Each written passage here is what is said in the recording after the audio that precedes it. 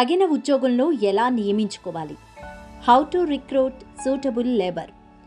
ఒక విజయవంతమైన కాంట్రాక్టర్ వెనుక నైపుణ్యం కలిగిన మరియు కష్టపడి పనిచేసే కార్మికుల బృందం ఉంటుంది.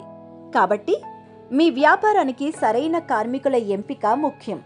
ఈ కార్మికులను నియమించేటప్పుడు కాంట్రాక్టర్ ఈ విషయాలను గుర్తుంచుకోవాలి.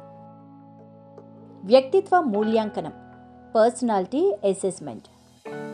ఉద్యోగిని నియమించుకునే ముందు అతని వ్యక్తిత్వాన్ని అంచనా వేయండి. ఆ వ్యక్తి ఇతర వ్యక్తులతో ఎలా వ్యవహరిస్తాడో తెలుసుకోవడానికి ప్రయత్నించండి. అతను తన పనికి కట్టుబడి ఉన్నాడా లేదా? అతను టీంలో సామరస్యంగా పనిచేయగలడా లేదా? మొదలైనవి. పని యొక్క మూల్యాంకనం, వర్క్ అసెస్మెంట్. కార్మికుడు నిర్మాణ స్థలంలో 8 గంటలు పని చేయగలడా లేదా అనేది తెలుసుకోవడం ముఖ్యం. ఉద్యోగి సమర్థతను చూసిన తర్వాతే అతని నియామకంపై నిర్ణయం తీసుకోవచ్చు. విద్య మరియు అనుభవం, ఎడ్యుకేషన్ అండ్ ఎక్స్పీరియన్స్. పని చేయడానికి నైపుణ్యం మరియు అనుభవజ్ఞుడైన కార్మికుడిని కలిగి ఉండడం అవసరం. భవిష్యత్తులో నైపుణ్యం కలిగిన కార్మికుడు కావడానికి కావలసిన లక్షణాలను ఒక వ్యక్తిలో మీరు చూసినట్లయితే అతనికి ఖచ్చితంగా పనిచేసే అవకాశం ఇవ్వండి. కార్మికుని నియామకం తర్వాత అతని వృత్తిపరమైన నైపుణ్యాలను అభివృద్ధి చేయడం కాంట్రాక్టర్ యొక్క బాధ్యత.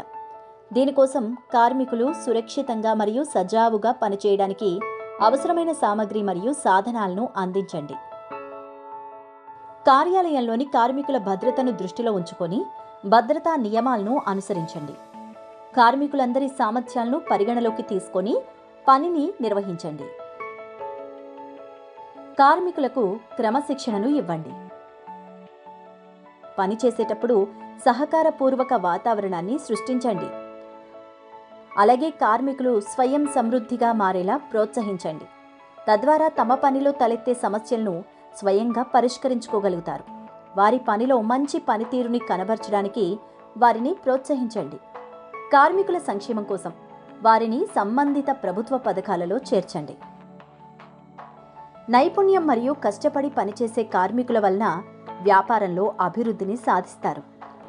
అందువల్ల వారి ఎంపిక మరియు శిక్షణ కాంట్రాక్టర్ యొక్క ముఖ్యమైన బాధ్యత.